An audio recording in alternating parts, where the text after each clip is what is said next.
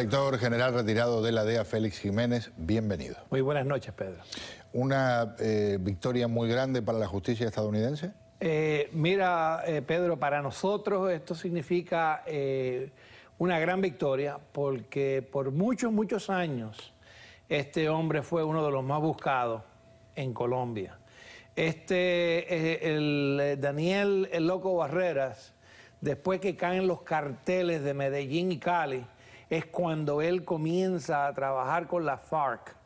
Él le compraba a la FARC Para quien no sepa, perdón un instante, para nuestros televidentes, las Fuerzas Armadas Revolucionarias Colombianas es un grupo narcoterrorista disfrazado de guerrilleros. Correcto. Entonces, la FARC siempre son las personas responsables de producir lo que es la pasta y la base de coca, que es la etapa inicial para el procesamiento de la cocaína hidroclorura. Pues el Loco Barrera era el que le compraba a la FARC todos estos productos, entonces se los llevaba a sus laboratorios para procesarla como cocaína hidroclorura.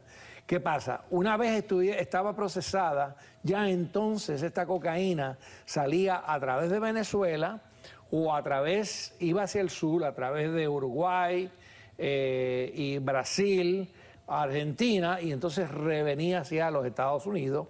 O cuando salía de Venezuela también podía pasar por Panamá y Centroamérica, llegar a México, y ahí es donde se entregaba a los carteles de México para introducir esta cocaína en los Estados Unidos. Y estamos hablando de cantidades industriales. Bueno, estamos hablando de 400 toneladas anuales de cocaína. Este era el hombre más poderoso después de Pablo Escobar. Cuando Pablo Escobar desaparece y los hermanos Orejuela, es un solo hombre que se queda con el control completo de la cocaína en el mundo. Y es este señor Daniel Barreras, el Loco Barreras. Así que sería muy loco por el apodo, pero muy cuerdo en cuanto a hacer dinero.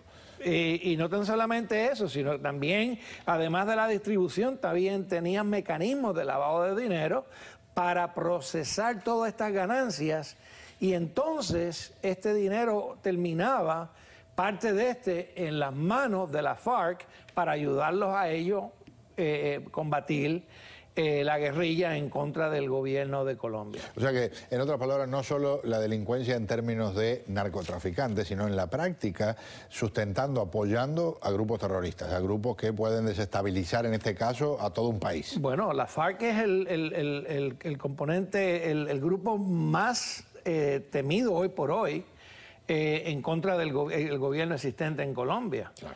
O sea, es un problema enorme que tiene el gobierno, o sea, Colombia y el gobierno, debido a esta organización tan poderosa como lo es este grupo.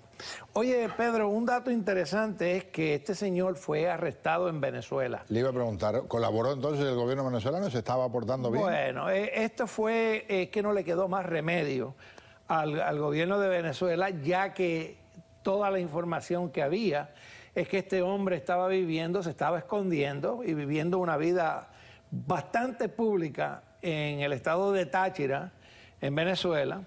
Tenía mansiones, tenía ranchos, tenía yates, o sea, todas estas propiedades se confiscaron, pero él estaba básicamente protegido por el gobierno de Venezuela. Me estaba hablando recién de los enormes volúmenes de dinero que se mueven en estas circunstancias. En estas horas se habla de un grupo, por lo menos 4 personas ya han sido acusadas de lavar dinero aquí en el sur de la Florida.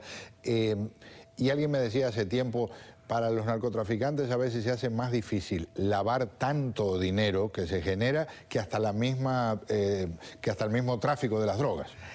Bueno, Pedro, mira, es como todo. El dinero es tanto y tanto los millones y billones de dólares que cuando tú tienes billones de dólares en cash, básicamente se convierte ese cash en papel. Es papel, no tiene ningún uso. Por ejemplo, mira, un caso bien interesante de Pablo Escobar cuando él se escapa de la prisión de la Catedral.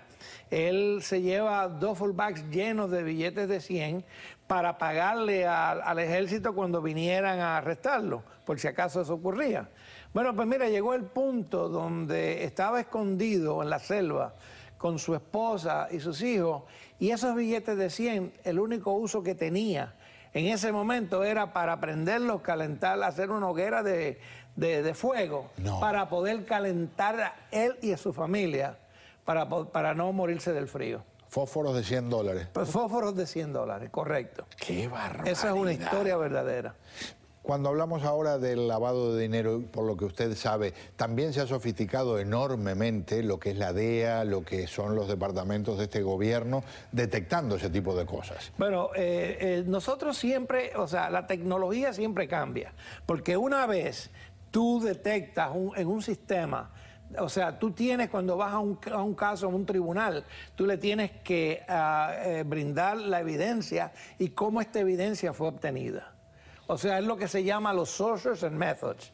Una vez esto se divulga en un tribunal, ya los traficantes comienzan y cambian el sistema de cómo lo hacían para no ser detectados. Así que es un movimiento. La eterna batalla del gato y el ratón. Correcto, es constantemente cambiando. Un placer tenerlo con nosotros. Un gran honor. Muchas gracias. El inspector general retirado de la DEA, Félix Jiménez. Vamos a un paréntesis. Al regresar, no son delincuentes, pero se fugan. No son delincuentes, se fugan de cunas.